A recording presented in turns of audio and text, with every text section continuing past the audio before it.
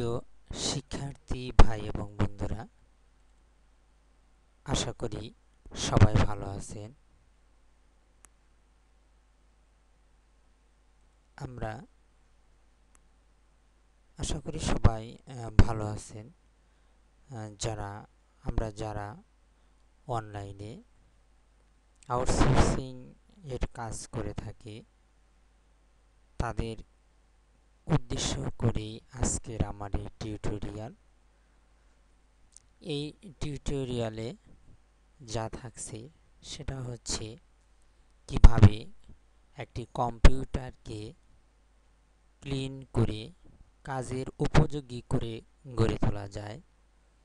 সেই টিউটোরিয়ালটাই আমি আপনাদেরকে দেখাবো যে কিভাবে একটি কম্পিউটারকে সম্পূর্ণ ক্লিন করে পরিষ্কার করে কাজের উপযোগী করে গড়ে তোলা যায়। এখন কথা হচ্ছে যে কেন আমরা কম্পিউটারকে ক্লিন করব, পরিষ্কার করব। আমরা যারা অনলাইনে কাজ করি, আউটসোর্সিংয়ের কাজ করি, তারা হয়তো এই ছোট্ট বিষয়টা খেয়াল করেন না। অনেক সময় দেখা যায় যে কাজ করতে করতে আর কাজ করে না কম্পিউটার, বা নেট প্রবলেম হয়ে যায়, আইপি প্রবলেম হয়ে যায়, আইপি ব্লক মারে, এবং জিমেইল দ্বারা যারা কাজ করেন জিমেইল ডিসেবল হয়ে যায়। তারপর আপনি ফেসবুক যারা কাজ করেন, ফেসবুকের অনেক সময় দেখা যায় যে ফেসবুক ডিসেবল হয়ে যায়, এবং আরও অনেক এরকম অনেক বিষয় প্রবলেমে পড়তে হয়। সেই প্রবলেমগুলো যাতে না হয়, সেই জন্যেই আমি এই টিউটোরিয়ালটা তৈরি করতে যাচ্ছি। এখানে দেখাবো যে কিভাবে আপনার কম্পিউটারকে সম্পূর্ণ কাজের উপযোগী করে গড়ে তোলা যায়। কাজের উপযোগী করে গড়ে না তুললে হয়তো আপনি কাজ করতে করতে এক সময় কম্পিউটার যখন প্রবলেম হবে, তখন আপনার কাজের প্রতি অনীহা বা কাজের প্রতি আপনার মনোযোগ নষ্ট হয়ে যাবে। তখন আপনি কাজ করতে গিয়ে বিরক্ত বোধ করবেন, কিন্তু আপনি বুঝতে পারতেছেন না যে কেন এরকম হচ্ছে। সেই খুঁটিনাটি বিষয়গুলো আমি এই টিউটোরিয়ালে দেখাবো। যদি এই টিউটোরিয়ালটা কেউ ফলো করেন, যে কোনো অনলাইন কাজের আগেই এই কাজগুলো যদি কেউ করে নেয়, তাহলে তার আর কোনো প্রবলেমে পড়তে হবে না। সেই জন্য আমি এই টিউটোরিয়ালটা তৈরি করতে যাচ্ছি। তো যা হোক, আমরা এখন কাজের দিকে যাব, কাজ করব যে কিভাবে কম্পিউটারটা ক্লিন করবেন। আমরা কম্পিউটারকে দুটিভাবে ক্লিন করতে পারি। একটি হচ্ছে ম্যানুয়ালি ক্লিন করতে পারি, আর একটি হচ্ছে সফটওয়্যারের মাধ্যমে ক্লিন করতে পারি।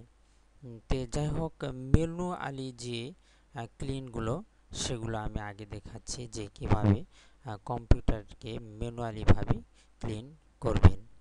তার আগে একটা কথা হচ্ছে যে ম্যানুয়ালিভাবে ক্লিন করার আগে কম্পিউটারের উইন্ডোজ দেওয়ার পরে, যখন কম্পিউটারে নতুন উইন্ডোজ দেওয়া হয়, এরপরে কিছু সেটআপ থাকে, সেই সেটআপগুলো আমাদের করে নিতে হবে।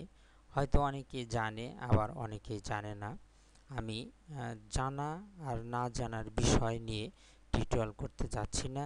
আমি সকলকে উদ্দেশ্য করেই আমার এই টিউটোরিয়াল। যদি কারো জানা থাকে তাহলে তো আর কোনো সমস্যা নেই, আর যাদের জানা নেই তারা এখান থেকে জেনে নেবে যে কিভাবে উইন্ডোজ দেওয়ার পরে কম্পিউটারকে প্রথমে সেটআপ করতে হবে, উইন্ডোজকে সেটআপ করে নিতে হবে। তো যাই হোক, আমরা এখন কাজ দেখব কিভাবে উইন্ডোজকে সেটআপ করতে হবে।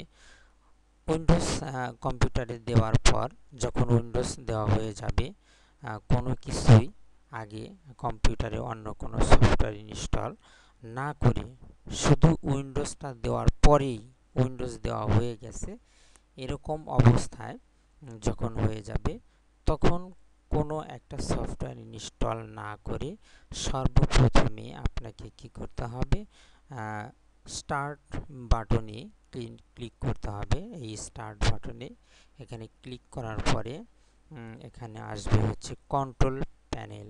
কন্ট্রোল প্যানেলে একটা ক্লিক করতে হবে। ক্লিক করার পরে এরকম একটি উইন্ডোজ আসবে। এই উইন্ডোজ আসার পরে এইখানে আমরা দেখতে পাবো যে ডানে এই উইন্ডোজের ডানে ভিউ বাই ক্যাটাগরি এইখানে লেখা আছে যে ভিউ বাই, এখানে ক্যাটাগরি লেখা আছে। এই ক্যাটাগরির এইখানে একটা বৃত্ত চিহ্নর মতো আছে, সেই চিহ্নর উপরে একটা ক্লিক করব। ক্লিক করার পরে এখানে তিনটি অপশন থাকবে। এইখানে তিনটি অপশনের স্মল আইকন এইখানে আমরা ক্লিক করব। স্ক্যান আইকন ক্লিক করার পরে এরকম আমাদের কিছু অপশন চলে আসবে। অপশন চলে আসার পরে আমরা প্রথমে উইন্ডোজ আপডেট এইখানে ক্লিক করব। উইন্ডোজ আপডেটে ক্লিক করার পর আমরা চেঞ্জ সেটিং এইখানে ক্লিক করব। ক্লিক করার পরে দেখেন এইখানে এরকম একটি উইন্ডোজ আসবে। এরকম উইন্ডোজ আসার পরে দেখা যায় যে এইখানে অটোমেটিক্যালি আপডেট বা ইনস্টল আপডেট এরকম থাকে, আর এখানে টিক চিহ্ন থাকে। প্রথমে যখন খুলবেন এরকম থাকবে, কিন্তু আপনি যখন এখানে আসবেন, আমরা যখন এখানে আসব, আমরা এখানে এসে এটা প্রথমে never check for update not remind একদম নিচের যেটা, এটা সিলেক্ট করে এই টিক চিহ্নটা উঠিয়ে দিয়ে ওকে করে দেব।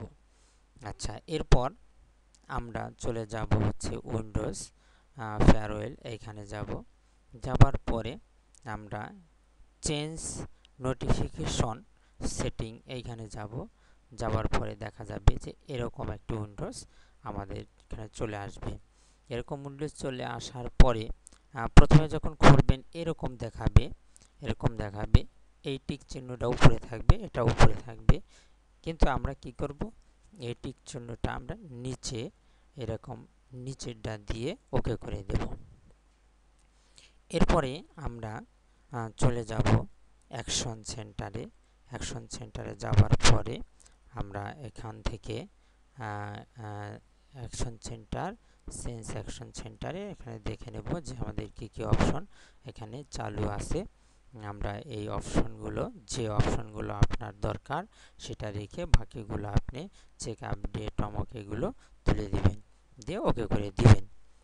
আচ্ছা, এরপরে আপনি চলে যাবেন ব্যাগে। যাওয়ার পরে এখানে দেখা যায় যে যারা ল্যাপটপ ইউজ করেন এবং যারাই কম্পিউটার ইউজ করেন না কেন, এখানে পাওয়ার অপশন এই যে দেখা গেল পাওয়ার অপশন নামে এই ইকনে ক্লিক করবেন। ক্লিক করার পরে পাওয়ার অপশন ক্লিক করার পরে এরকম একটি উইন্ডোজ আসবে। এইরকম উইন্ডোজ আসার পরে আপনি চেঞ্জ প্ল্যান সেটিংয়ে এখানে ক্লিক করে এখানে ক্লিক করার পরে এরকম উইন্ডোজ আসবে। উইন্ডোজ আসার পরে এইখানে ক্লিক করবেন। ক্লিক করার পরে প্রথমে হয়তো মিনিট লেখা থাকবে, কিন্তু এখানে আমি নেভার করে দেব, এটা নেভার করে দেব, দিয়ে সেভ দেব। এরপর আবার এখানে করার পরে এখানে নেভার করে দেব, এটাও নেভার করে দেব, দিয়ে সেভ দেব, দিয়ে আমাদের ব্যাগে চলে আসবো। আচ্ছা, চলে আসার পরে দেখা গেল যে প্রাথমিক অবস্থায় কম্পিউটারটা উইন্ডোজ দেওয়ার পরে এই সেটআপটা করে নিতে হবে। করে নেওয়ার পরে আমাদের বাকি সফটওয়্যারগুলো আপনি ইনস্টল করবেন। যে সফটওয়্যারগুলো আপনার লাগবে সেগুলো আপনি ইনস্টল করবেন। আরেকটি বিষয় হচ্ছে যে আপনি যখন উইন্ডোজ দেবেন, উইন্ডোজ দেওয়ার পরে যখনই আপনি উইন্ডোজ দিবেন, উইন্ডোজ দেওয়া হয়ে গেলে আপনার আরেকটি কম্পিউটারের ভিতরে যে সমস্ত ভাইরাস বা যে সমস্ত রান ফাইলগুলা অটোমেটিক্যালি যে ফাইলগুলা তৈরি হয় সেই ফাইলগুলা ডিলিট করার জন্য বা হাইড ফাইলগুলা কিভাবে ডিলিট করবেন সেটাও আমাদের করে নিতে হবে উইন্ডোজ দেওয়ার পরে, অন্য কোনো সফটওয়্যার ইনস্টল করার পূর্বে।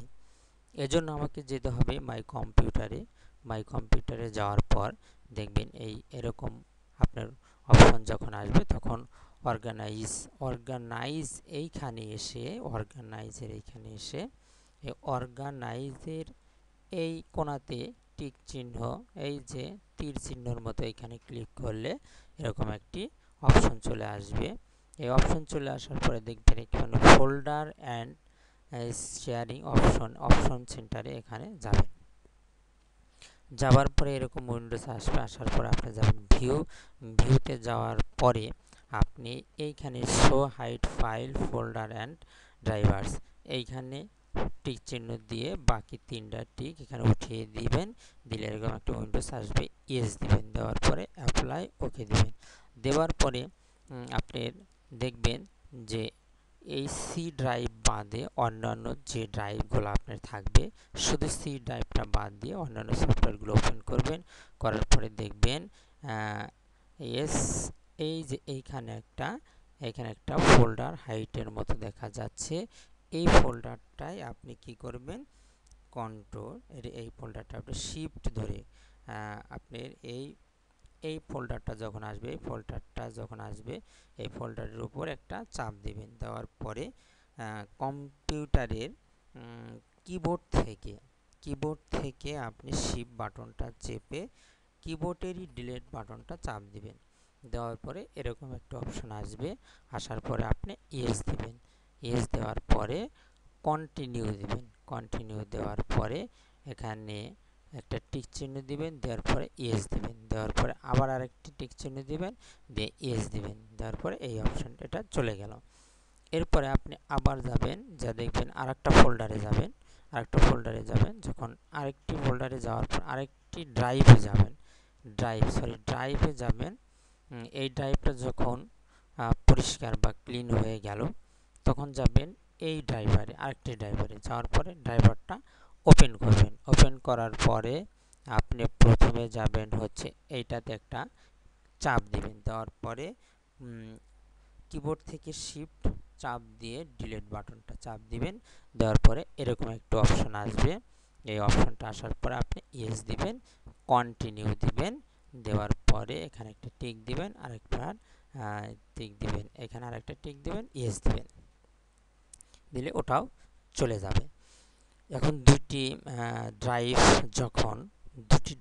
যখন আমাদের পরিষ্কার হয়ে গেল তখন আপনি যদি আরেকটি ড্রাইভ থাকে বা যত ড্রাইভ থাকবে একই সিস্টেমে আপনি এই ড্রাইভগুলা পরিষ্কার করে নেবেন, ওপেন করবেন। তারপরে এই হাইড ফাইলটাকে সিলেক্ট করে শিফট ধরে ডিলিট দিবেন। দেওয়ার পরে ইয়েস দিবেন। এরপরে কন্টিনিউ দিবেন। কন্টিনিউ দেওয়ার পরে এরকম একটা অপশন আসবে। এইখানে টিক চিহ্ন দিয়ে ইয়েস বাটনে চাপ দিবেন, আরেকটি টিক চিহ্ন দিয়ে ইয়েস বাটনে চাপ দিবেন। দিলে এই অপশনগুলো চলে গেল। আচ্ছা, চলে যাওয়ার পর আপনি ব্যাগে চলে আসবেন। আসার পরে আবার অর্গানাইজে যাবেন, ফোল্ডার অ্যান্ড শেয়ারিং সেন্টারে যাবেন, ভিউ যাবেন। যাওয়ার পরে এইখানে এসে দেখেন রিস্টোর ডিফল্ট, এইখানে রিস্টোর ডিফল্টসের এইখানে যখন আপনি ক্লিক করবেন আগের অবস্থায় ফেরত চলে আসবে এবং অ্যাপ্লাই, তারপর ওকে দিবেন। দিয়ে মোটামুটি আপনার এই কাজগুলো করে নিতে হবে উইন্ডোজ দেওয়ার পরে এই কাজগুলো করে নিয়ে তারপর আপনি বাকি সফটওয়্যারগুলো ইনস্টল করবেন।